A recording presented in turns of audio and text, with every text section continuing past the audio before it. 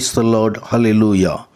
சீயோன் வேதாகம ஆய்விற்கு அன்போடு இயேசு கிறிஸ்துவின் நாமத்தில் உங்களை வரவேற்கிறேன். இன்றைய தினத்திலும் உபாகம புஸ்தகம் அதிகாரங்கள் 19 முதல் 22 அதிகாரங்களில் வசனங்களை தியானிக்க சர்வவல்லமையுள்ள தேவன் தாமே நமக்கு கிருபை பாராட்டுவாராக. 19வது அதிகாரத்திலே அடைக்கல பட்டணங்கள் ஏற்படுத்துவதை குறித்து ஆண்டவர் இங்கே சொல்கிறதை குறித்து பார்க்கிறோம். ஏற்கனவே உபாகமம், என்னாகமம், யோசுவா இந்த புத்தகங்களிலே ஆண்டவராகிய தேவன் இந்த அடைக்கல பட்டணங்கள் ஒரு 6 பட்டணங்களை உருவாக்குவதை குறித்து ஆண்டவர் ஏற்கனவே அறிவித்திருக்கிறார்.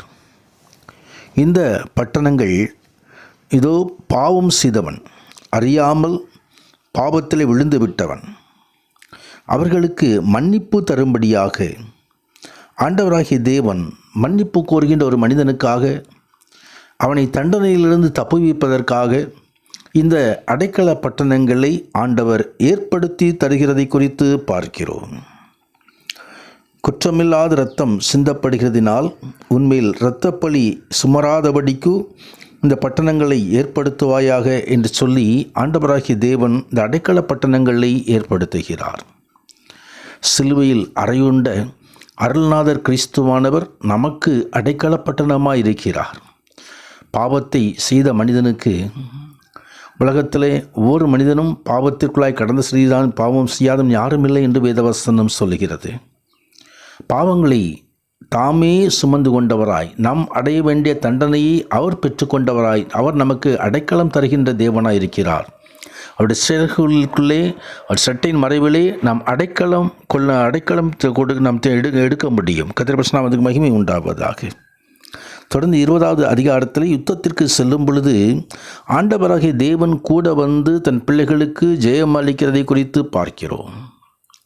இந்த நாட்களிலும் வானில் தருகின்ற பொல்லாத சேனைகளோடு நமக்கு யுத்தம் உண்டு. மாம்சத்தோடு இரத்தத்தோடும் அல்ல, ஆனால் வானத்திலே இருக்கிறதான பொல்லாத சேனைகளோடு, சத்துருக்களாகிய பிசாசுகளோடு, சாத்தானோடு ஆண்டவருடைய பிள்ளைகளுக்கு எப்பொழுதும் யுத்தம் உண்டு. அந்த யுத்தத்திலே ஜெயம் எடுக்க வேண்டும் என்று சொல்லி ஆண்டவர் விரும்புகிறார். இந்த யுத்தங்களை அவரே நடத்துவார். அவரே நம்ம யுத்தங்களை நம்ம கைகளை யுத்தத்திற்கு படிப்பிப்பார், விரல்களை யுத்தத்திற்கு படிப்பிப்பார். ஆம், சர்வாயுதம் வர்க்கம் தரித்தவர்களாய் நாம் யுத்தத்திற்கு தயாராக வேண்டும் என்பது ஆண்டவருடைய சித்தமாக இருக்கிறது. அது குறித்து எபேசியர் 6வது அதிகாரத்தில் அந்த சர்வாயுத வர்க்கங்களை குறித்து ஆண்டவர் தெரியும். நாம் சத்துருவின் மீது ஜெயம் எடுக்க வேண்டியவர்களாக இருக்கிறோம். சத்துருவை வெட்கப்படுத்த வேண்டியவர்களாக இருக்கிறோம்.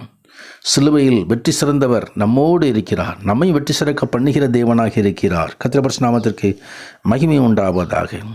தொடர்ந்து 21வது அதிகாரத்திலே கொலை செய்யப்பட்டு துப்பு துலங்காத நிலைமையில் பழிக்கு பரிகாரம் எப்படி செய்ய வேண்டும்? கொலை செய்தவன் யார் என்று தெரியவில்லை. அப்படியானால் ஒரு காளையை கொண்டு போய் அந்த பள்ளத்தாக்கிலே தலையை வெட்டி போட கடவன். அந்த இரத்தப்பழி நீங்களாக இருக்கும்படி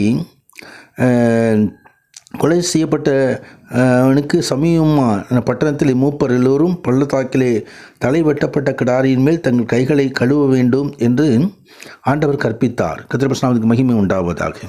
தொடர்ந்து 22வது அதிகாரத்திலும் திருமணம் காரியங்கள் பரிசுத்தமாய் காக்கப்பட வேண்டும் என்று சொல்லி ஆண்டவராகிய தேவன் கட்டளை கொடுக்கிறதை குறித்து பார்க்கிறோம். இந்த கட்டளைகளுக்கு நாம் கீழ்ப்படிவோம், வசனங்களுக்கு கீழ்ப்படிவோம். கர்த்தருடைய விசேஷ வெளிச்சத்தின் ஆசீர்வாதங்களை நாம் சுதந்திரிப்போம். கர்த்தர் மகிமையான ஆசீர்வாதங்களை அருளி செய்வாராக. ஆமீன், ஆமீன்.